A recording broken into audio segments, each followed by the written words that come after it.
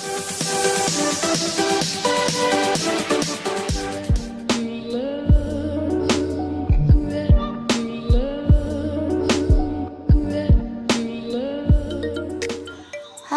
assalamualaikum. Ketemu lagi bersama Ibu Asri. Kali ini Ibu akan menjelaskan tentang bagaimana cara menghitung jarak epicentrum gempa bumi.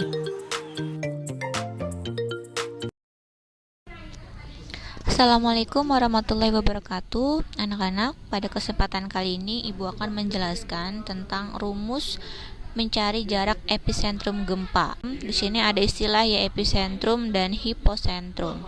Hipocentrum adalah pusat gempa di dalam bumi.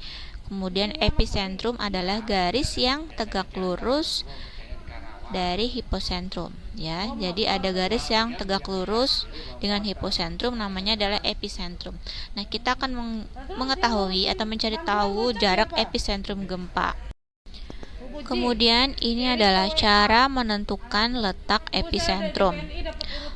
Untuk menghitung jarak epicentrum suatu gempa dapat menggunakan rumus Laska. Rumus Laska itu seperti ini. Di sini ada tanda segitiga, artinya adalah jarak epicentrum gempa bumi. Kemudian S ini adalah jarak atau gelombang sekunder. Gelombang sekunder, kemudian P ini adalah gelombang primer. Artinya, gelombang primer adalah gelombang yang pertama kali terjadi. Kemudian gelombang sekunder adalah gelombang susulannya atau yang kedua, yang ketiga, dan seterusnya. Kemudian dikurangi 1 menit dikali 1000 km. 1 menit itu sudah ketetapan. Kemudian 1000 km juga sama, sudah ketetapan dari rumusnya seperti itu. Jadi rumus Laska adalah jarak epicentrum gempa sama dengan gelombang sekunder dikurangi gelombang primer dikurangi 1 menit dikali 1000. Jika petiknya 1 itu 1 menit, jika petiknya 2 itu detik. Kemudian contoh soal, pada tanggal 1 Januari 2001 di Jakarta terjadi gelombang primer tercatat pada pukul 4:30 waktu Indonesia Barat. Sedangkan gelombang sekunder terjadi pada pukul 4:33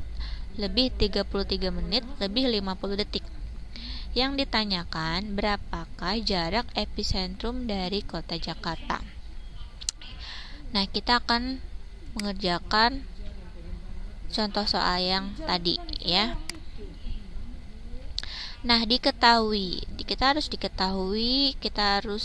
seperti langkah matematika. Jika ada soal hitung-hitungan, kamu harus buat diketahui, ditanya, dan jawab ya.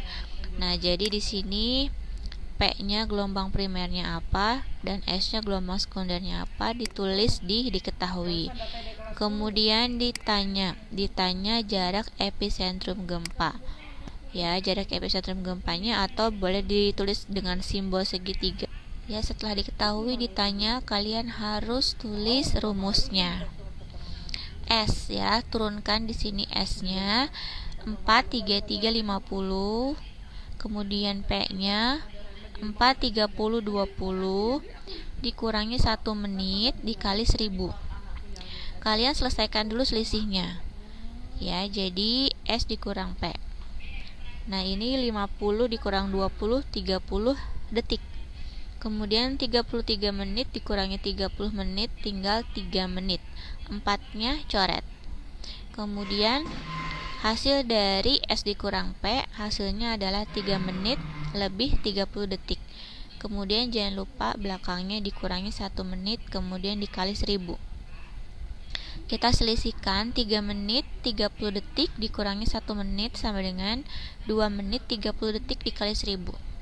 Nah, anak-anak jangan lupa di sini satuannya detik, yang ini satuannya menit. Jadi kita harus menyamakan dulu satuannya, detiknya dirubah menjadi ke dalam bentuk menit. Jadi 30 detik itu sama dengan berapa menit? tinggal kamu bagi dengan 60. Maka 30 detik itu 30 per 60, jadi 0,5. Jadi 2 menit 30 detik sama dengan 2,5 menit dikali 1000. Angka berapapun di sini harus dibagi dengan 60 ya. Nah, tinggal di sini kita kalikan 2,5 menit dikali 1000, hasilnya adalah 2500 km dari Jakarta. Maka jarak epicentrum gempanya diketahui yaitu sejauh 2500 km, seperti itu. Oke anak-anak, terima kasih atas perhatiannya. Sampai ketemu di kesempatan selanjutnya. Wassalamualaikum warahmatullahi wabarakatuh.